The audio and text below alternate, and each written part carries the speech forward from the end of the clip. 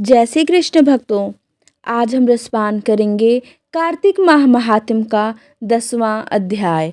मायापति नारायण के चरणों में शीश नवाए। 10वां अध्याय कार्तिक। लिखूं नारायण राय।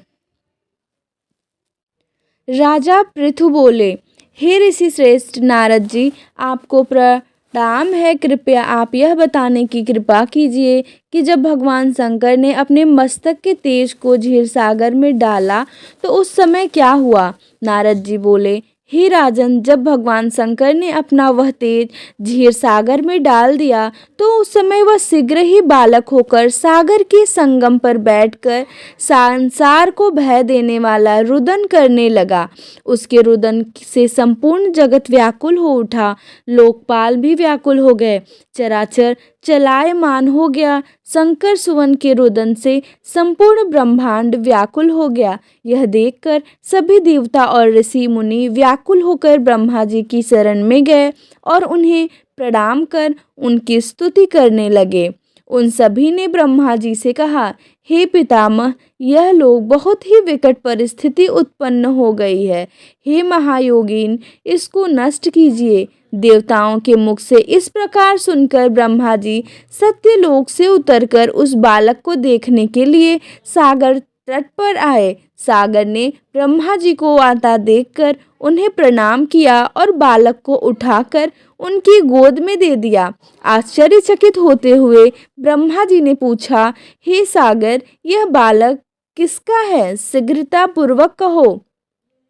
सागर विनम्रता पूर्वक बोला, प्रभु, यह तो मुझे ज्ञात नहीं है, परंतु मैं इतना अवश्य जानता हूँ कि यह गंगा सागर के संगम पर प्रकट हुआ है। इसलिए हे जगत गुरु, आप इस बालक का जात कर्म आदि संस्कार करके इसका जातक फल बताइए। नारद जी राजा पृथु से बोले। सागर ब्रह्मा जी के गले में हाथ डालकर बार बार उनका आकर्षण कर रहा है था।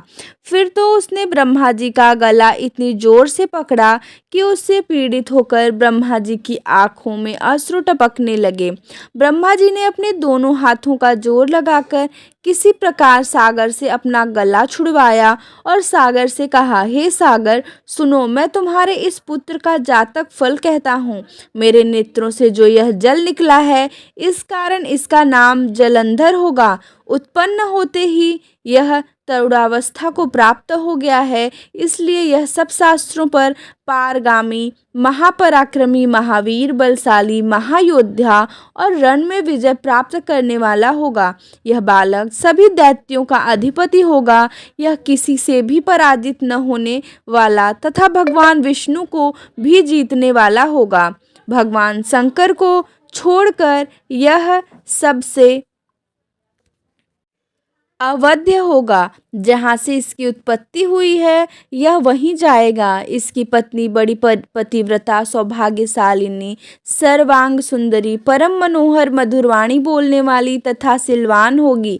सागर से इस प्रकार कहकर ब्रह्मा जी ने शुक्राचार्य को बुलवाया और उनके हाथों में बालक का राज्याभिषेक करवाकर स्वयं अंतर ध्यान हो गए। बालक को देखकर सागर की प्रसन्नता की सीमा न रही। वह हर्षित मन से घर आ गया। फिर सागर ने उस बालक का लालन पालन कर उसे पुष्ट किया। फिर काल नेमि नामक असुर को बुलाकर वृंदा नामक कन्या से विधि पूर्वक उसका विवाह करा दिया।